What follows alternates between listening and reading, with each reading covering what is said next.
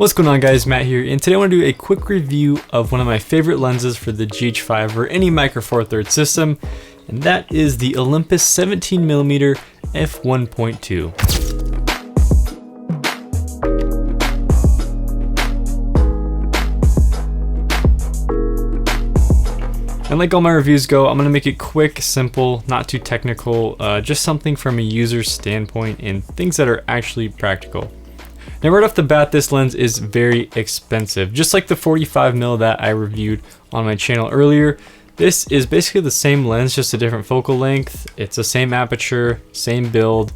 You couldn't even tell the difference if you held both of them in your hand, but they're both very expensive. I think it comes in at around $1,200. A lot of times you can find it on sale for $1,000, but it's well worth it if it meets your needs, say if you're a professional.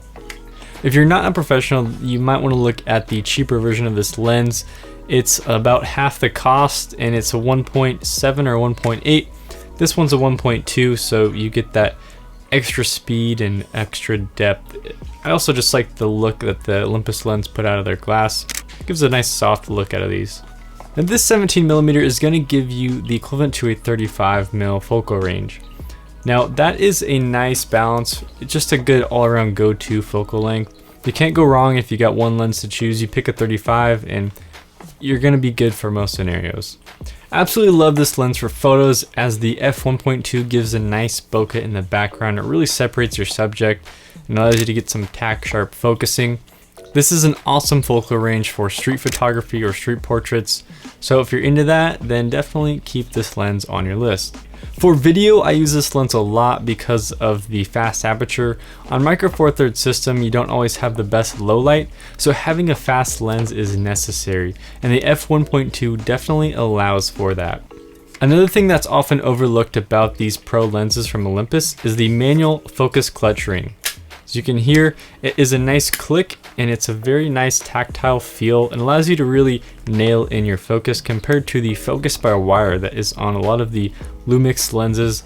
The cheaper lineups have a lot of those, so it's a nice touch that they added, and it definitely comes in handy for video when you really need to manual focus pull on something. Now you gotta love the build quality of these pro lenses from Olympus. They're just really solid, and it has a metal feel. Feels like you could drop the thing. I definitely wouldn't want to drop it, but feels like you could, and you'd probably be okay. I guess the one big con though would be the weight and size of these. It kind of defeats the purpose of the micro four thirds having it be so big.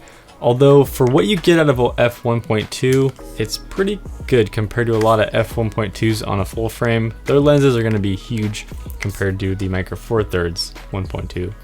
This 17mm and the 45mm Pro lens from Olympus I use most on most of my shoots.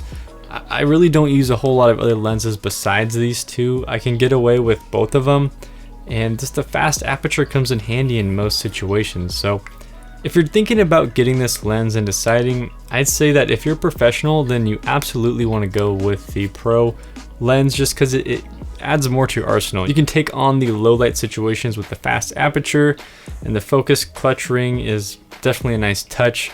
But if you're just taking photos and videos for fun and you're not getting paid, then you might want to look at the cheaper option, since it's way cheaper than this lens and you get a similar quality. So if you're on the market for a high quality lens for your micro four thirds system, definitely check this one out. Maybe rent it, go to a shop and see what it looks like for yourself. But I don't think you'll be disappointed if you go with this lens. I hope some of the examples that I showed in this video helped you and get a better look of what the lens looks like when you actually use it.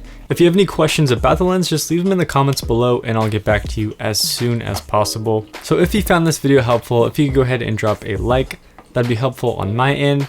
And if you want to see more videos from me, just hit the subscribe button and you'll be notified when my videos come out. I'm going to be doing a lot more tech style reviews and some camera gear stuff.